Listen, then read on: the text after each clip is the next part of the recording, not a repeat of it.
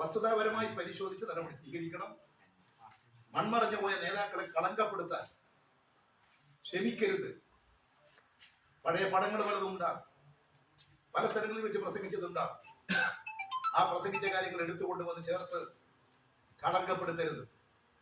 അവർക്ക് സമൂഹത്തിലുള്ള ജനകീയ അംഗീകാരം തകർക്കുക എന്ന ലക്ഷ്യം കൂടി ഇതിന്റെ പിന്നിലുണ്ട്. തന്നെ വധിക്കാനുള്ള ശ്രമത്തിലെ കേസിൽ കെ സുധാകരനെ കുറ്റവിമുക്തനാക്കിയതിനെതിരെ നിയമ നടപടി തുടരുമെന്ന് ഇ.പി. ജയരാജൻ പറഞ്ഞു. സുപ്രീം കോടതിയിൽ അപ്പീൽ ഫയൽ ചെയ്യാനുള്ള നടപടി സ്വീകരിക്കും. അപ്പീൽ നൽകാൻ സർക്കാരിനോടും ആവശ്യപ്പെടും. പ്രതികൾക്ക് തന്നോട് നേരിട്ട് വിരോധമില്ല. പിണറായി വിജയനായിരുന്നു അവരുടെ ലക്ഷ്യം. പ്രതികളെ വാടകയ്ക്കെടുത്ത് സുധാകരനും സംഘവും ആസൂത്രിതമായി ചെയ്ത സംഭവമാണ്. തങ്ങളുടെ ഭാഗം വ്യക്തമാക്കാൻ പ്രോസിക്യൂഷന് കഴിഞ്ഞോ എന്ന് പരിശോധിക്കണം. ഹൈക്കോടതി അവസാനത്തെ കോടതിയല്ല. തെളിവുകൾ ഹാജരാക്കുന്നതിൽ വിജയിച്ചില്ല എന്ന് വേണം മനസ്സിലാക്കാൻ. കോടതിയിൽ നിന്ന് തിരിച്ചടിയുണ്ടായെന്ന് കരുതുന്നില്ലെന്നും അദ്ദേഹം പറഞ്ഞു.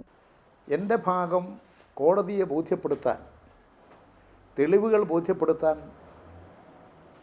ഞങ്ങളുടെ പ്രോസിക്യൂഷനും അതുപോലെ തന്നെ എനിക്ക് വേണ്ടി ഹാജരായിട്ടുള്ള വക്കീലിന് സാധിച്ചോ എന്നുള്ളത് പരിശോധിക്കേണ്ട ഒരു കാര്യമാണ്. തീർച്ചയായും ഈ കേസ് കുറ്റവാളികൾ ശിക്ഷിക്കപ്പെടണം.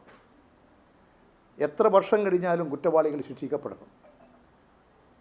ആ ശിക്ഷ കുറ്റവാളികൾക്ക് നൽകാൻ കഴിയത്തക്ക നിലയിൽ ഹൈക്കോടതി അവസാനത്തെ കോടതിയല്ല. സെഷൻസ് കോടതിയുടെ വിധിക്കെതിരായിട്ടാണ് സുധാകരൻ ഹൈക്കോടതിയെ സമീപിച്ചത്. ഇനി സുപ്രീം കോടതിയുണ്ട്. ഈ കേസ് സംബന്ധിച്ച് കേരള ഗവൺമെൻറ്റിനോട് ഞാൻ അഭ്യർത്ഥിക്കുന്നത് സുപ്രീം കോടതിയിൽ അപ്പീൽ ഫയൽ ചെയ്യണം. ഇത് സുപ്രീം കോടതിയിൽ അപ്പീൽ ഫയൽ ചെയ്യുന്നതിന് വേണ്ടിയിട്ടുള്ള നിയമപരമായ നടപടികൾ ഞാനും സ്വീകരിക്കാൻ ഉദ്ദേശിക്കുകയാണ്. News desk you talk.